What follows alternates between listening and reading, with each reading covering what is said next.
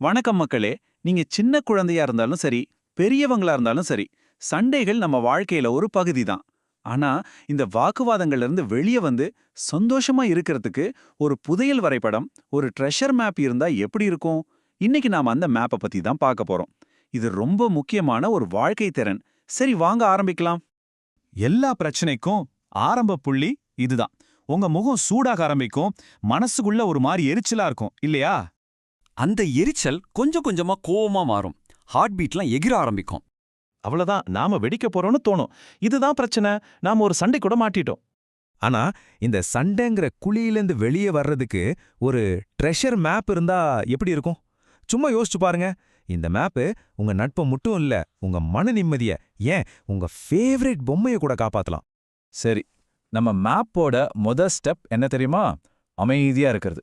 இதுதான் ரொம்ப ரொம்ப முக்கியமான முதல் படி. ஏன்னா, நீங்க கோவமா இருக்கும்போது உங்க மூளை வந்து சர்வைவல் மோடுக்கு போயிடும். அப்போ உங்களால சரியா யோசிக்கவே முடியாது. ஒரு பள்ளி மாதிரி தான். ஒன்னு கடிக்க தோணும், இல்ல ஓடத் தோணும். பிரச்சனைக்கு தீர்வுலாம் கண்டுபிடிக்க முடியாது. இதுக்கு பின்னாடி ஒரு சின்ன சயின்ஸ் இருக்கு. நம்ம மூளையில அமிக்டாலான்னு ஒரு பகுதி இருக்கு. அதுக்கு செல்ல பேரு தான் பள்ளி மூளை. சண்டை வரும்போது இதுதான் கண்ட்ரோல் எடுத்துக்கும். சண்டை போடு இல்ல ஓடிடுன்னு சொல்லுமே தவிர பிரச்சனையை எப்படி தீர்க்கறதுன்னு சொல்லாது. அதனால தான் முதல்ல கூல் ஆகணும்னு சொல்றோம். சரி, எப்படி கூல் ஆகுறது? அதுக்கு ஒரு சிம்பிள் மெனு இருக்கு. முதல்ல ஹாட் கோகோ பிரீதிங்.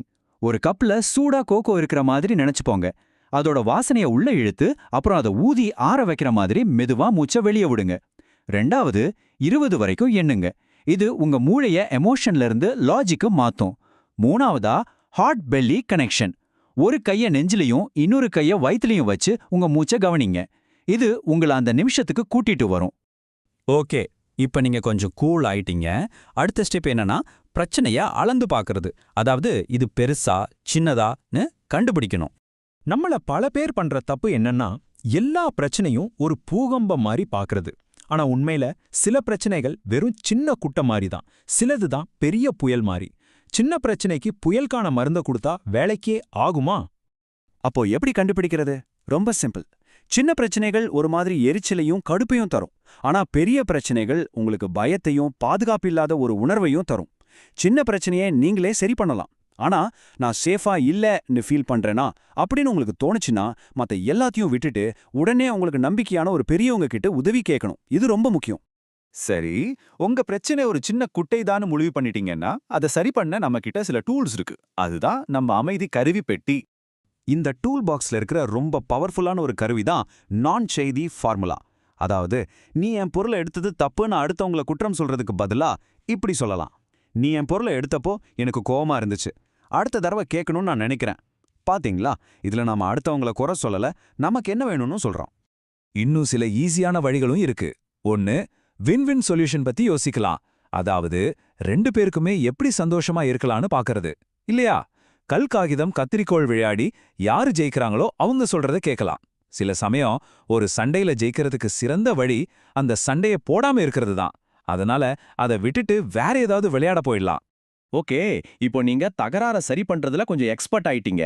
இப்ப சில போனஸ் ஸ்கில்ஸ் பார்க்கலாம். அது என்னன்னா, மத்தவங்கள கவனிக்கிறது, அப்புறம் பச்சாத்தாபம். அதாவது அவங்க இடத்துல இருந்து யோசிச்சு பார்க்கறது. நான் அவங்களா இருந்திருந்தா எனக்கு ஏன் கோவம் வந்திருக்கும் அப்படின்னு உங்களை நீங்களே கேட்டு பாருங்க.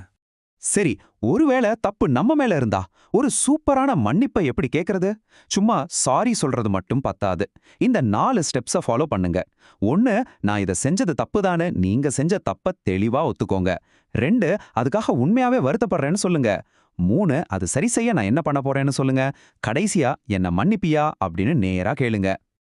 பாருங்க, இந்த விஷயத்துல யாருமே பெர்ஃபெக்ட் கிடையாது. பெரியவங்க கூட சில சமயம் கூலாக மறந்துடுவாங்க. ஆனா இந்த மேப்பை நீங்க எவ்வளவு அதிகமா யூஸ் பண்றீங்களோ அவ்வளவு உங்க ஃப்ரெண்ட்ஷிப்லாம் ஸ்ட்ராங் ஆகும். சரி, உங்களுக்கான ஒரு சின்ன சேலஞ்ச்.